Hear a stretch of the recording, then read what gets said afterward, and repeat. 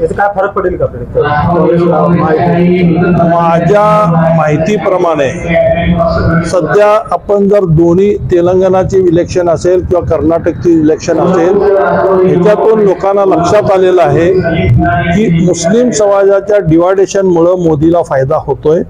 त्यामुळे मुस्लिम समाजात सावध आहे आणि त्यामुळं मला असं वाटत नाही की त्याचा काही फार परिणाम होईल असं वाटत नाही।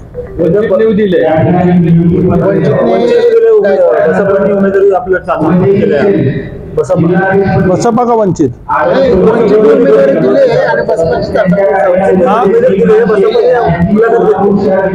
नाही बघा, ज्यांच्या त्यांच्या पक्षाचे सगळे उमेदवार त्यांनी पक्ष देणारच, शेवटी त्यांना त्यांचा पक्ष जीवन ठेवायचा आहे, त्यांचे कार्यकर्ते मेंटेन करायचे आहेत, त्यामुळे त्यांनी दिला असेल तर त्याच्यात काही गैर नाही आहे। इलेक्शन मध्ये असे सगळ्या पक्षाचे आपल्या आपल्या पक्षाचे उमेदवार देत असतात, त्यामुळं वाटत नाही। कारण माझ्या जर आपण जर सगळी आकडेवारी जर पाहिली तर सध्या त्यांची जी नाराजी आहे ती नाराजी मोठ्या प्रमाणामध्ये लोकांच्या मनामध्ये आहे। फक्त आम्ही लोकांपर्यंत पोचायला कमी पडता कामा नये, एवढं जर का गोष्टी आम्ही जर केल्या तर 100% ही सीट आल्याशिवाय राहणार नाही।